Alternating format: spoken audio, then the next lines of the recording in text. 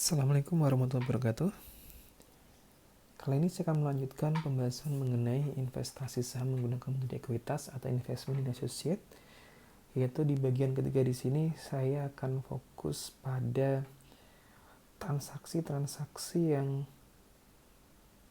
lebih spesifik.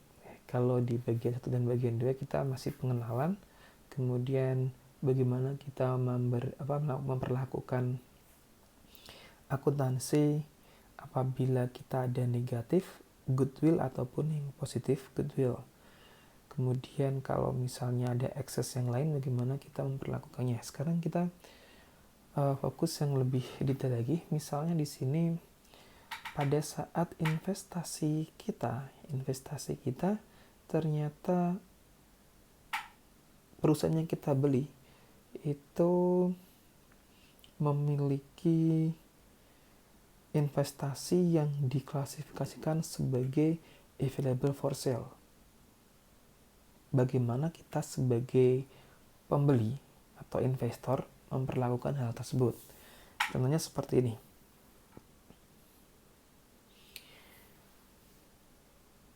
Pada awal Januari 2009, A membeli 35% saham B dan diasumsikan A memiliki pengaruh yang signifikan dengan membayar kas 475.000. Nilai buku dan nilai wajar 900.000 dan 1.100.000. Selisih 200.000 dikarenakan aset tetap tercatat terlalu rendah dan masa manfaat 10%. Artinya di sini bahwa aset tetap di sini dia adalah under value. Selama 2009, B memperoleh keuntungan 80.000 dan membayar 120.000. B juga memiliki investasi saham pada available for sale yang nilainya mengalami kenaikan 20.000. Yang pertama kali kita menghitung adakah goodwill-nya. Dari investment cost kita adalah 475.000. Kemudian net asset yang kita peroleh, kita lihat di sini. Fair value-nya 1.100.000 dan book value-nya 900.000.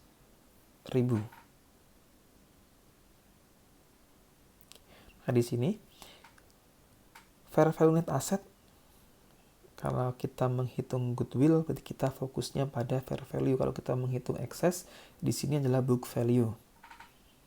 Investment cost-nya 475, kemudian fair value net asset-nya 35% dikalikan 1.100.000 ketemu 385.000, sehingga goodwill-nya jelas 90.000.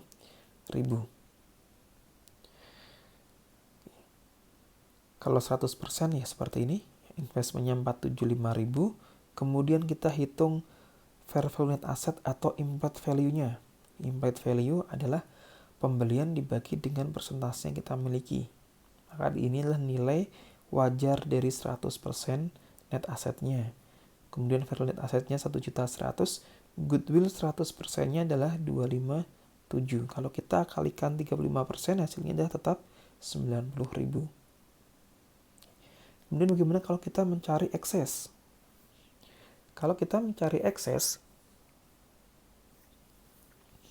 investment kita 475, kemudian kita pakainya book value. Kalau tadi kita pakai fair value, sekarang kita pakai book value. 35% dikalikan 900.000, ini adalah book value-nya. Ketemu eksesnya sebesar 160.000. Kemudian di sini, kita lihat di sini ada 200.000 under value. 200.000 di sini 100%. Berarti ada yang under value aset tetap ya. Aset tetap sebesar, karena kita belinya 35%, 35% dikalikan 200.000, ketemunya adalah 70.000. Kalau kita kurangkan 160 dikurangi 70.000, hasilnya adalah goodwill. Sisanya dialokasikan ke goodwill sebesar 90.000.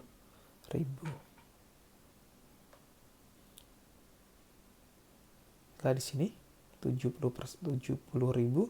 berasal dari 35% dikalikan 200.000.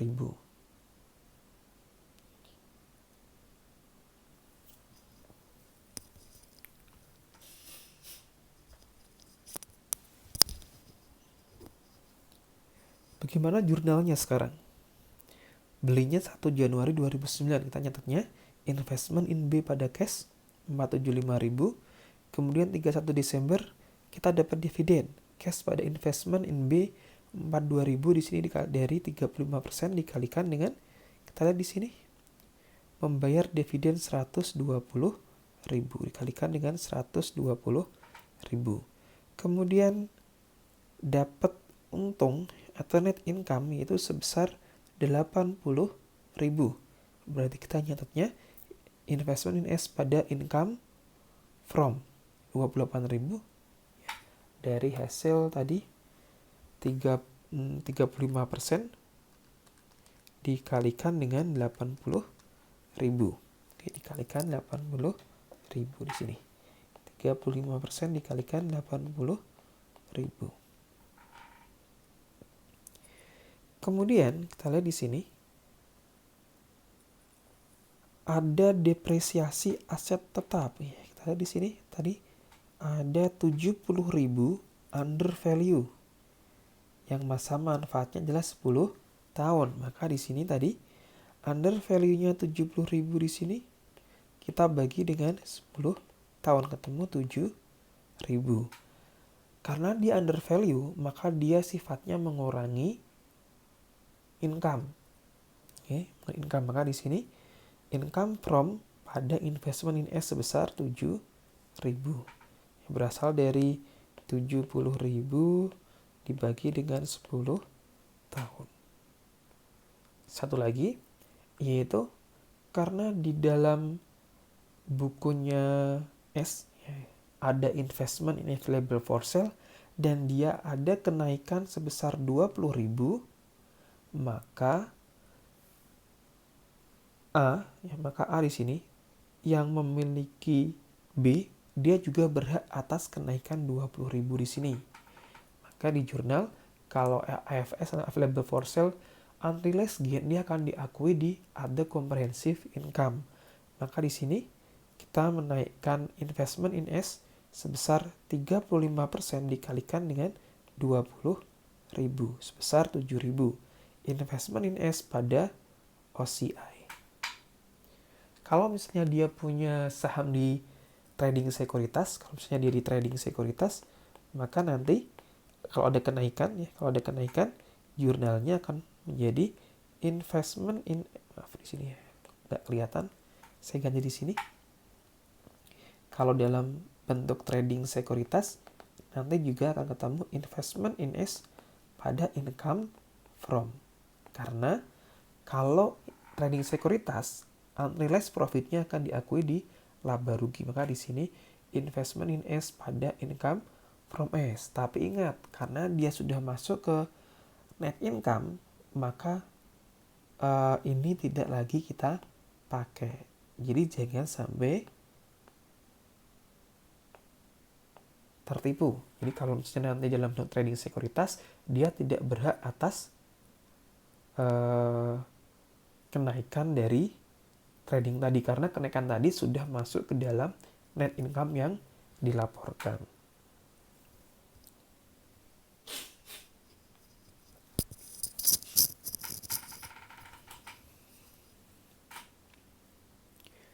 Kita lanjutkan lagi sekarang di interim acquisition. Interim acquisition adalah apabila pembeliannya dilakukan tidak di awal tahun. Maka nanti untuk menghitung eksesnya, menghitung goodwill-nya, kita harus menentukan dulu berapa book value atau fair value net asset S pada saat akuisisi. Contohnya seperti ini. Pada 1 Oktober, P membeli 40% saham S dan diasumsikan memiliki pengaruh yang signifikan sebesar 80.000. Posisi aset neto S-nya pada 1 Januari adalah 150.000. 1 Januari, padahal kita belinya di 1 Oktober.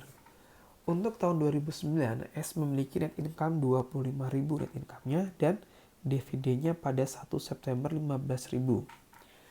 Nilai buku aset dan liabilitas S pada 1 Oktober sama dengan nilai wajarnya kecuali bangunan yang nilai wajarnya 60.000 dan nilai bukunya 40. Berarti di sini ada under value sebesar 20.000. Masa manfaatnya 20 tahun sejak 1 Oktober. Jadi nanti kalau depresiasi di 2009 hanya Oktober, November, Desember, bukan 20.000 dibagi 20, tapi langsung 20.000 dibagi 20 dikalikan dengan 3/12.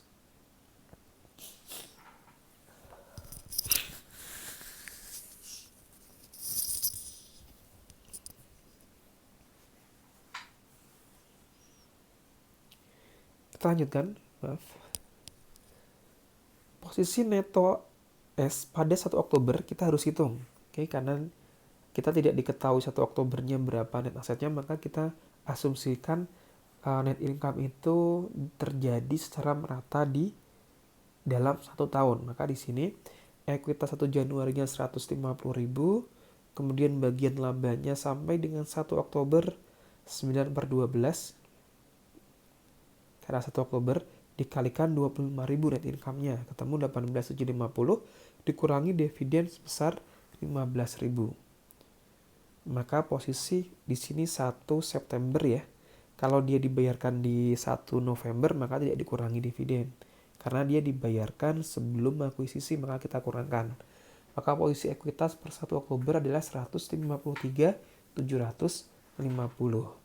Sehingga kita akan bisa menghitung excess value-nya yaitu investment in S-nya 80.000, kemudian bagian aset neto investasi adalah 40.000 dikalikan dengan 153.750 ketemu 61.500. Excess value-nya adalah 18.500. Kemudian kita alokasikan bangunannya adalah tadi excess-nya 60.000 kurangi 40, 20.000 di sini.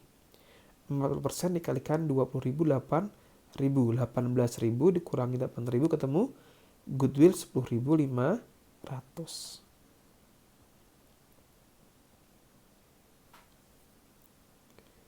Kemudian kita jurnal dulu. Pada 1 Oktober 2009 kita akan jurnal investment in S. Belum di 1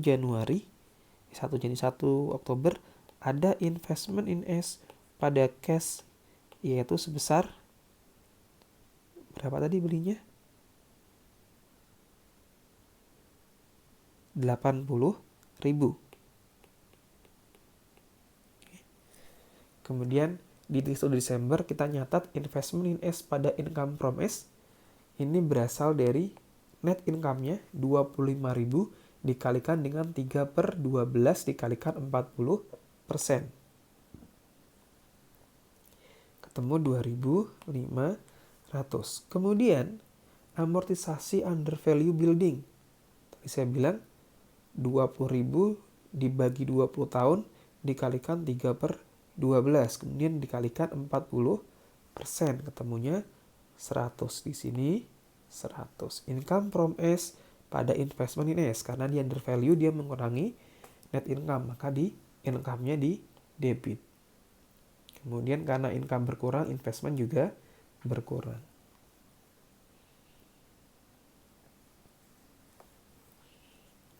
Kita lanjutkan lagi sekarang.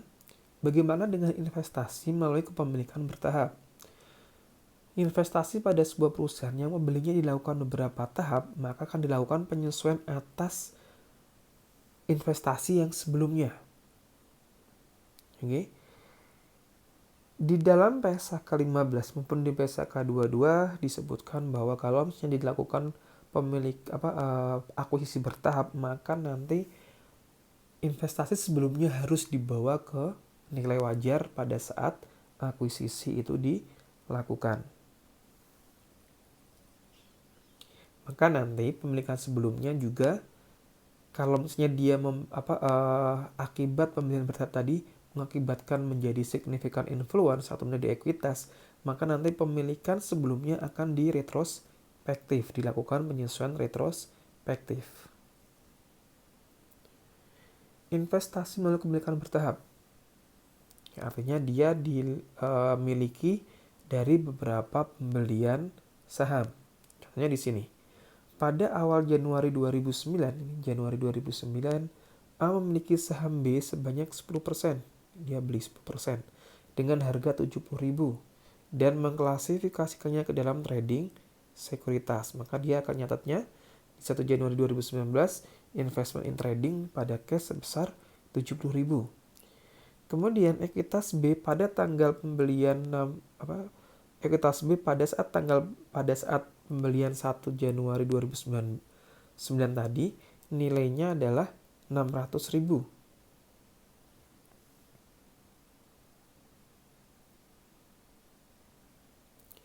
Selisihnya, apa beda perbedaannya? Dia akan dialokasikan ke bangunan yang masa manfaatnya 20 tahun. Laba bersihnya 100.000 dan dividennya 50.000.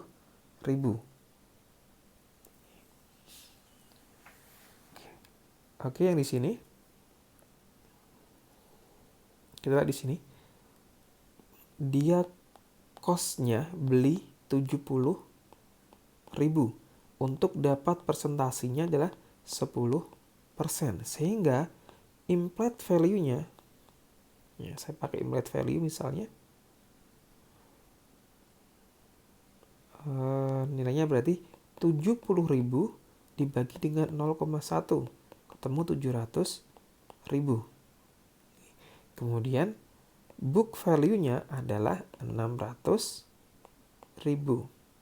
Sehingga ada ekses ya. Eksesnya adalah 100.000. Ini untuk 100% ya. Kemudian dialokasikan di sini karena dia beli 10%, maka eksesnya adalah 10.000. Dialokasikannya ke bangunan. Ini cara yang pertama. Cara yang kedua tadi, cost-nya adalah 70.000. Oke, kemudian book value yang diperoleh adalah 10% dikalikan dengan 600.000 ketemu 60.000.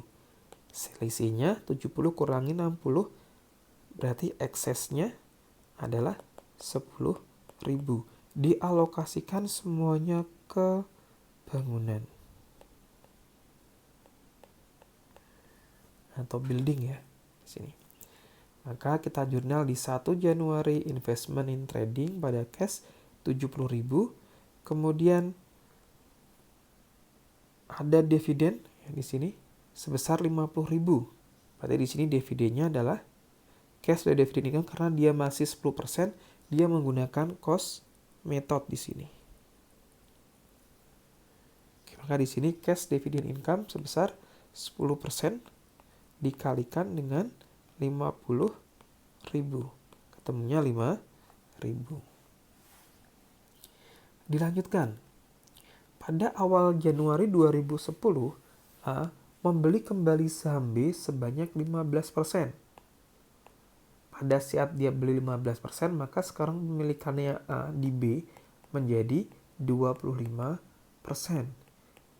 Dia dianggap significant influence. Maka dia akan menggunakan metode ekuitas. Significant influence, dia menggunakan metode ekuitas. Maka di sini di 1 Januari 2010 karena dia menggunakan metode ekuitas maka akan berubah menjadi investment in perusahaan, investment in S, investment in B berarti di sini. Kemudian tradingnya kita reklasifikasikan. Di sini jurnalnya investment in B 170.000, cashnya 100.000, beli yang kedua 100.000. Kemudian investment in trading sebesar 70.000. Kemudian, karena kita harus melakukan retrospektif atau retroaktif, kita lihat di sini pada saat kita menggunakan metode ekuitas, maka apabila perusahaan mengumumkan net income, maka akan mempengaruhi nilai investment in S-nya atau investment in B-nya. Dan pada saat dia membagi dividen, dia akan mengurangi investment in B-nya. Karena dia sudah lewat waktu, maka akan mempengaruhinya nanti ke return earning. Maka di sini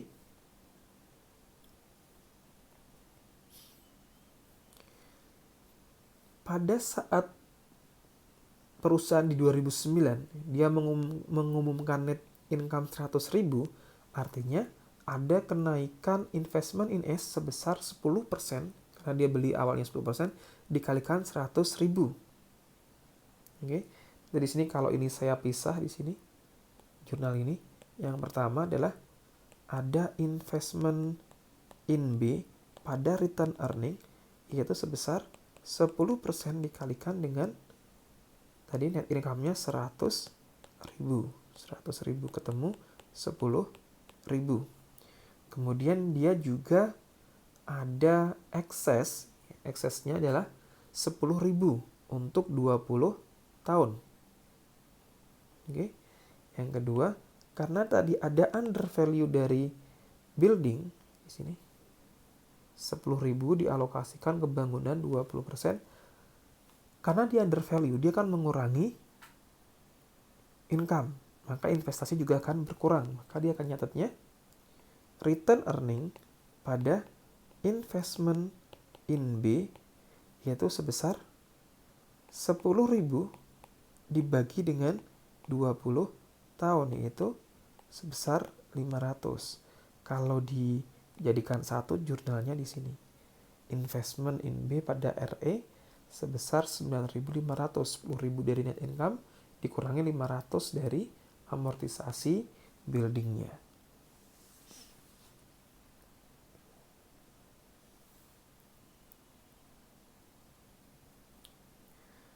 Kita lanjutkan lagi di sini. Kita lihat di sini. Ini kalau misalnya dia ini yang berasal dari land di sini.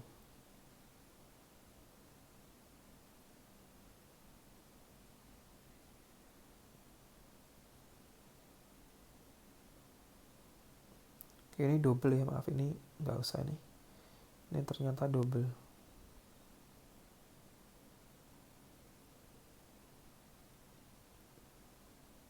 Oh ini lanjutannya, maaf ini lanjutannya. Oke, ini tadi baru berasal dari net income dan under value building. Sekarang tadi saya sebutkan bahwa pada saat dia membagi dividen dia akan mengurangi investment in S. Sehingga di sini kita menguranginya ada return earning pada investment in B yaitu sebesar dividennya tadi 50.000 dikalikan dengan 10% yaitu 5.000. Jadi ada jurnal pembelian kembali, kemudian kita retrospektif atas net income, kemudian retrospektif atas atas amortisasi, kemudian retrospektif atas dividen. Atau yang 1-2 di sini investment dikarenakan net income dan dikarenakan adanya amortisasi bisa dijadikan 1 di sini.